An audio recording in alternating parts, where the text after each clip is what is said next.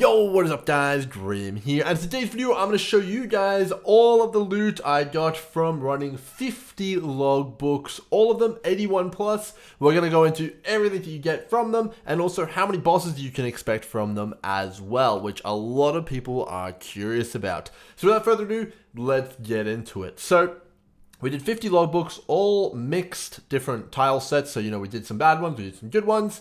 You can definitely push this a lot further if you just do good tile sets. And we were also utilizing the split beast, which, you can also do now. And overall, our buy-in cost for logbooks was around 45C. Now, we'll get into the actual min-max of it in a second here in a spreadsheet, but I wanted to kind of talk a little bit about the rewards that you can expect to get from logbooks in general. So the primary reward we're looking at here, of course, is the artifacts from the expedition mechanic. That is generally what you'll be prioritizing overall, and that is generally what you're going to be making most of your money from as well as that. So you can see here out of 50 logbooks, of most of which were black sites, some of them were Knights of the Sun, but most of them black sites, I got 348 exotic coinage. Very, very nice indeed. And then we also got 27 beryllium medallions. I think I only ran 3 or 4 of the Knights of the Sun ones, but overall a decent amount of them as well. And you can see here we've got absolutely massively fat stacks of all of the different kind of currencies here, which you can use to turn into the vendor. So, just off these alone, I'll do a bit of a spoiler. We actually made money straight up. So, after everything, the actual logbooks themselves, like rolling them, buying them, splitting them, all sorts of stuff like that, came out to about 45C a logbook. And we made way, way more than that from the artifacts. We actually ended up making 4,329 chaos off of the artifacts alone, with prices right now at the time of this video, which is pretty staggering. Even if you bump up the price of logbooks considerably, you're still going to easily make all of your money back just off of the artifacts alone, which is pretty crazy. And definitely makes it a very, very safe mechanic to run and a guaranteed profit machine in the long run, which is definitely very, very nice. So I wanted to talk a little bit about some of the other drops here. Of course, you pretty much get everything in the game from logbooks. It's crazy the different variety of things you get. Like we got 12 ritual vessels, for example. 11 ritual vessels. We got 2 simulacrums. Ton of really, really strong essences. You can in fact drop deafening essences and corrupted essences from logbooks as well. You got, ton of raw currency, not too many exalts. This exalt actually came from exalted shards.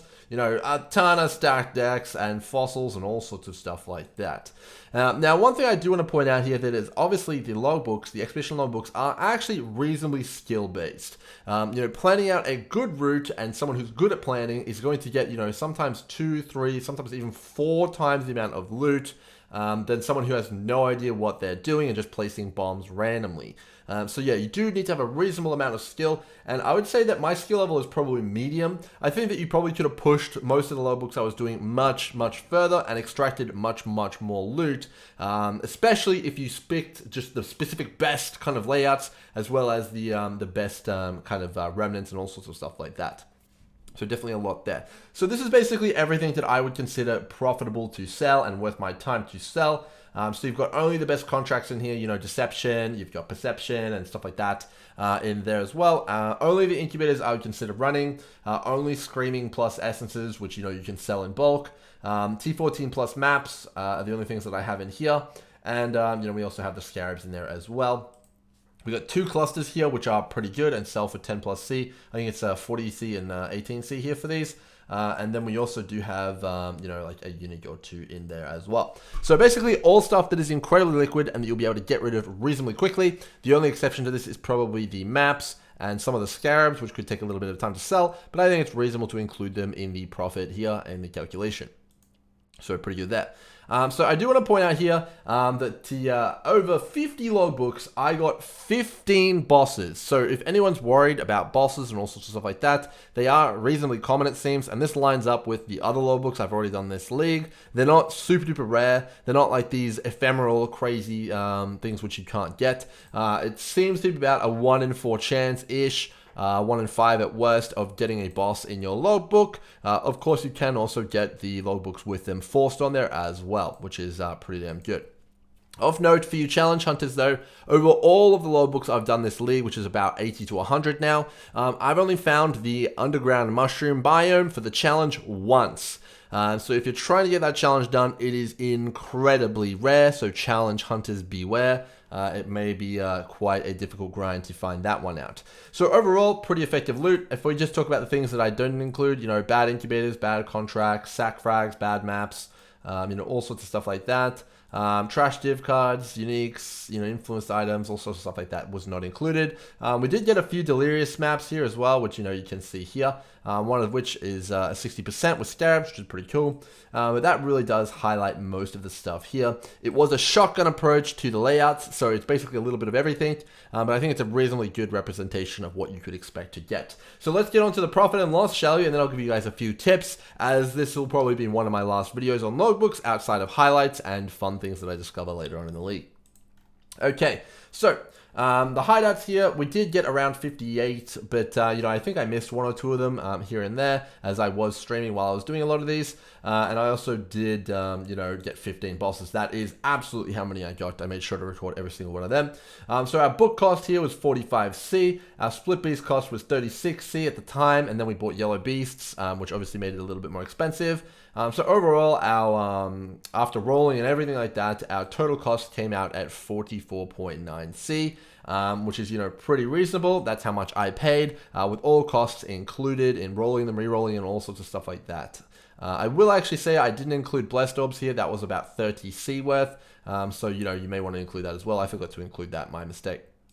So overall, let's take a look here at the big money maker, the rerolls and the currencies here. So you can see here, just the coins alone, just the exotic coins, selling at 6C right now. Right now, they sell for that much, even if you only have 10.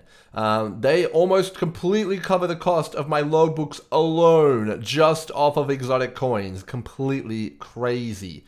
And then, of course, we've got some skulls here, which does put me over the line and cover pretty much the cost of my logbooks off of those two reroll tokens alone, which is ridiculous. Absolutely absurd. And then when you add up all the other different currencies here, you know, the lesser black scythe, the grand black scythe, etc., you actually do come out with a staggering number of 4,329 chaos. Absolutely liquid, sells in minutes, you know, snap, snap, snap. People snap it up and eat it up straight away. Which is pretty crazy, and you could even afford to get pretty even more aggressive with your prices, as there's just that much meat on the bone for you. You definitely can make quite a lot of currency here.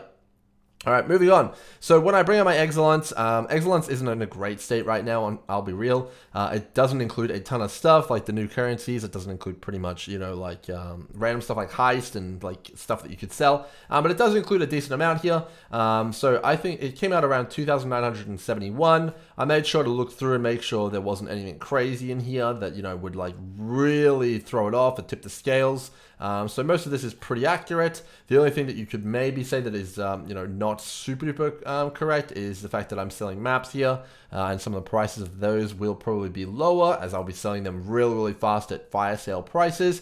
But I think it's a reasonable assessment to kind of go with what Excellence is saying here. You could shave off 500C if you wanted to be real safe, but I'm just going to go with what it said here.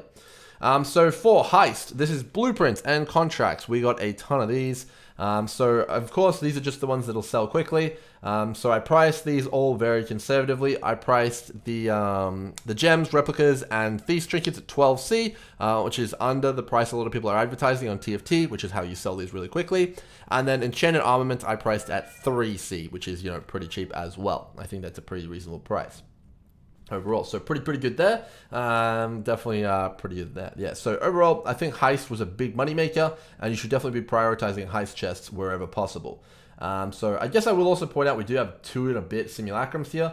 The majority of these simulacrums actually came from a couple expedition logbooks, believe it or not. And those expedition logbooks were in this cemetery area, and I might post a highlight clip if people are interested in that on the channel, because it was a pretty wild logbook. We almost got a full simulacrum from that, which was completely crazy. Let's dive back into the spreadsheet though and finish this off. So clusters, we got a couple of them, which were okay. Nothing groundbreaking though. Rogue markers, we got 92C worth, and we got a few guardian maps here in this other tab here. We got 3. which also do contribute a little bit as well. So when you add up everything of what we earned 7,754 chaos of sellable goods in revenue. Taking away our expenses here, we have 5,508 chaos worth of profit in things that you would actually realistically sell and try and get rid of quick. Even if you shave off, 10 or 20% of that for things that you maybe don't want to go about selling, like essences, I think it's probably still a pretty reasonable statement to say that these are insanely profitable, even at current prices. They are incredibly strong, and overall, I would definitely recommend anyone to go ahead and try and get into this content, as long as you got a bit of know-how and you can actually do them effectively. So what is that in exalts? It's 58 exalts profit, just straight up. That's a good amount of way there to that headhunter leather belt if you sell everything, which is pretty damn good in my opinion. 58x is nothing to sneeze at all, and I'd be pretty happy with that as a payday. So I'm going to go ahead and make an estimate of how quickly you could do these on your average character if you're focusing on the game and you're trying to play efficiently. Let's talk a little bit about that. So overall, I think you could probably run around 5 exhibition logbooks per hour. I think that's a reasonable assessment, and I would say that you probably need about an hour to gather up the 50 logbooks. You need 25 of them to buy, and then I'd say you probably get another 25 split beasts because you can buy them really quickly, and that's going to be really, really efficient. And then you split the logbooks, you have 50 of them. I think an hour is pretty reasonable for that if you're sitting there sniping them with live searches. And yeah, I think that's pretty solid. So a lot of people are thinking, let's do a little bit of a thought experiment here. At what point should I stop purchasing logbooks?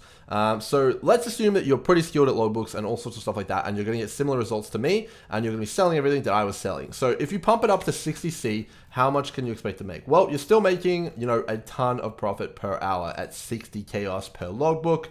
And we pump the split beast up to 60 chaos as well. Let's just do that. So you're still making 4x an hour. You still profit 48 exalts, which is completely insane. All right, let's get crazy. Let's pump it up to 80C here. 80C here. All right, well, you're still making 37 exalts profit and 3.4 exalts an hour. It's crazy how much you can pay. Now, would I go out and pay 80C for a logbook? Well, probably not. It just seems a little bit crazy, doesn't it? But I would definitely invest in them at 50 to 55C. I think that they're a reasonable investment at that point. But now we're going to get to the final discoveries here that I have for you guys, and I'm going to point out a few pitfalls that I ran into when I was running logbooks, and the ones that I did actually lose money on, I will also point out to you here as well. Okay. So overall, warning, flashbang alert. We're gonna have to turn off the dark mode here to actually read the spreadsheet.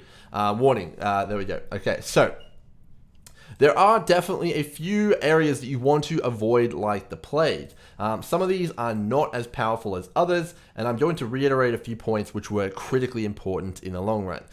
So overall, the absolute paramount thing to realize is that you do not want to be doing Sand Slums, Mountainside, or Rotting Temple. These three suck. They are awful. So Sand Slums has insane elevation and there's a ton of blockage. Mountainside is the biggest layout overall and is super spread out. So you're going to be spending a bunch of explosives on travel, which is dreadful, and you're going to lose tons of rewards and chain for that. And also Rotting Temple, similar to Sand Slums, it's just awful. It has a bunch of dead ends. It's just really not great overall. Now, ones in yellow are okay. They're not too bad. You'll pick them up if you want, or you have to. Specifically, Volcanic Island and Kuri Wargraves are okay. They have fossils. But the real winners here are Shipwreck Reef. The best Shipwreck Reef I got, I think I did about 2 or 3 of these. I got 33 scarabs from one Shipwreck Reef, which was huge, just from setting it up correctly. Cemetery, my best, was getting 224 Simulacrum Splinters from this in one run, which is a massive amount of profit, obviously. And then Utsil Outskirts and Forest Ruins are 2 of the best because they have incredibly dense layouts, which is like really, really crazy. Really, really dense. Lots of the runic monsters and the remnants and all the chests are really, really close together. And the last one here is Dried Riverbed, which is the king. It doesn't have great remnants, but it has the most dense out of everything in the game right now. It is insane. If you can pick up Dried Riverbed and split it, I would recommend it. Very, very good indeed. Super duper strong. Okay, final tip. So the main thing that you really want to be scouting for is runic monsters are duplicated. If you get this is where you're going to make the payday. This is where you're going to get, like 17 to 20 exotic coins just off of the base monsters. Completely ridiculous. You also want to try and pair this with any sort of runic monster buff, and you're going to get a massive payday. Whether it's currency, the fossil, the simulacrum, or anything that makes runic monsters drop anything of value, pair that with the duplicate, and it's completely crazy. You're going to get like multiple exalts worth of profit just from that one logbook. And then the final tip I have here is that you should always be trying to scoop up as many of the quantity of chests and monsters, as well as the quantity of artifacts found as possible. Very, very important. Right up there with as important as the runic monsters dropping additional things. The quantity on the chest is completely crazy. Should definitely be looking for this, and it's very, very strong. You should be going after that. So that's going to close the book on my logbook research, guys. This was the grand finale. Hopefully you guys have enjoyed this little mini series here on logbooks. They are easily one of the most profitable things you can do in the game right now. I would put them above stuff like 5-way farming for the most part, outside of gem leveling. I put them above simulacrum farming for me, at least right now with current prices. And overall, they just feel absolutely ridiculous. They are incredibly rewarding if you know what you're doing, and they have tons of min-max potential. I'm not even that good at them yet, and I imagine there's people out there making even more than me. Wouldn't surprise me if you could double the amount that I earned here just off of picking good layouts and actually doing the mechanic correctly. Again, 224 simulacrum splinters from one logbook, not counting exotic coins, currencies, or anything else. Completely crazy. Hope you guys are enjoying the league and you enjoyed this video. If you did, make sure to hit that sub and like, and until next time, cheers.